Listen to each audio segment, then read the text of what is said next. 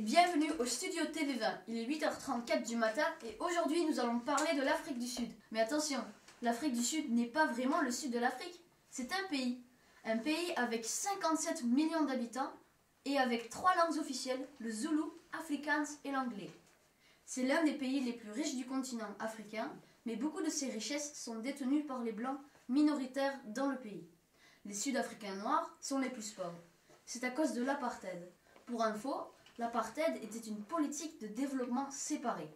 Les noirs et blancs n'avaient pas les mêmes droits entre 1949 et 1990. Même après la fin de l'apartheid, la population noire a plus de difficultés que la population blanche. Aujourd'hui, nous allons spécifiquement parler des problèmes en Afrique du Sud avec des spécialistes dans leur domaine. Notre premier spécialiste, je vous présente Monsieur Debu, expert en pauvreté et chômage. Bonjour Monsieur Debu, vous allez bien? Oui, et vous? Moi ça va très bien, mais vous pouvez nous parler de la pauvreté en Afrique du Sud? Oui, bien sûr. C'est le pays le plus riche de l'Afrique. Mais par contre, il y a beaucoup de pauvreté car il y a une grande différence entre noir et blanc. 55% est sous le seuil de pauvreté. Les femmes et les enfants sont les premières victimes de la pauvreté. Beaucoup de gens en Afrique déménagent en Afrique du Sud pour avoir de meilleures conditions de vie.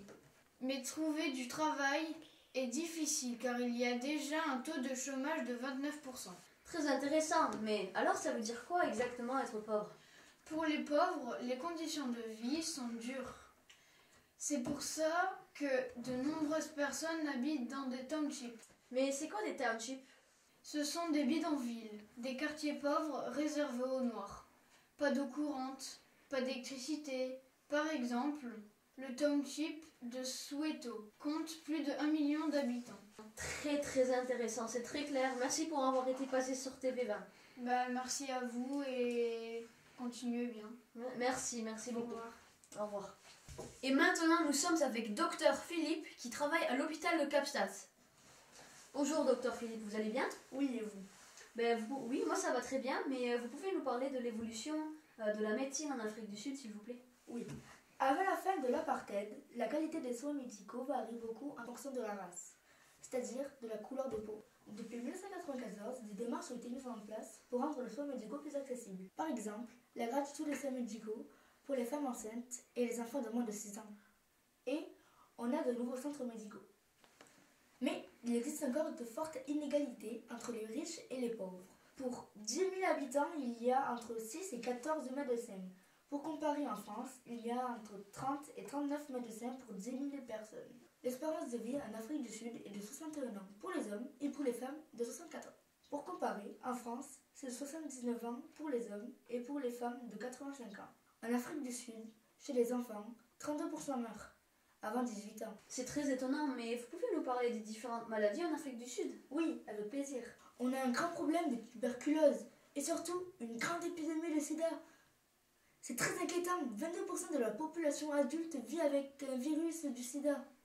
Pour comparer, en France, c'est un demi-10%. Waouh, c'est très intéressant. Bon, merci d'être venu et bon retour à Kapstadt. Au revoir. Au revoir. La criminalité est aussi un grand problème en Afrique du Sud. Pour nous parler de ça, nous avons fait un reportage avec un chef policier de Johannesburg qui s'appelle Monsieur Edo. Nous vous laissons avec le reportage.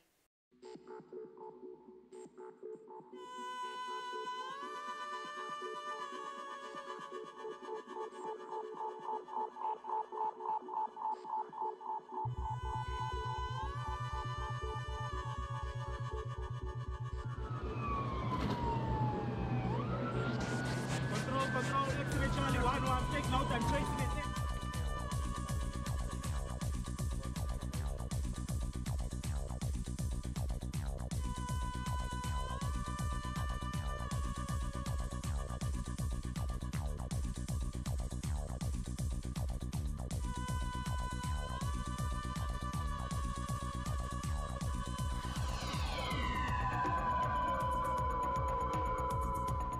La criminalité en Afrique du Sud est un problème important avec un taux de meurtre qui a augmenté de 35% les dernières années.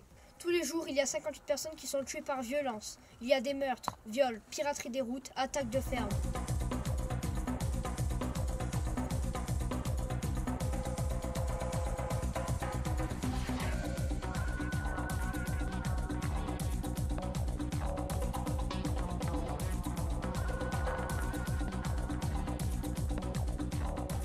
sujet est devenu un débat politique majeur dans l'Afrique du Sud après l'apartheid.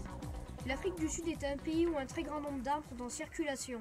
À partir de 2004, il devient obligatoire de suivre une enquête de police et un entraînement au tir pour avoir le droit d'en détenir une. Sous le régime de l'apartheid, il était légal de tuer pour défendre ses biens, mais depuis 1994 et la nouvelle constitution, seule la légitime défense est autorisée.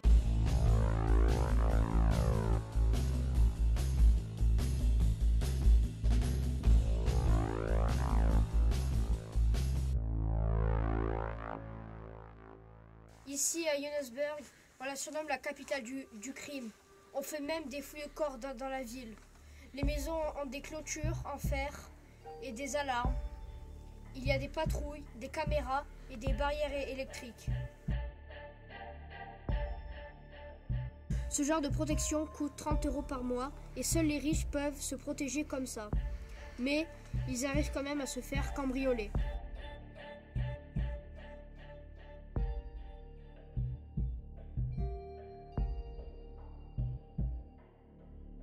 Les centres-villes sont assez en sécurité, mais les banlieues, c'est la catastrophe. Mon travail est très dangereux car chaque semaine, plus d'un policier meurt. Ok, on arrive. Désolé, on doit y aller, on a un cambriolage. Allez, viens, on y va.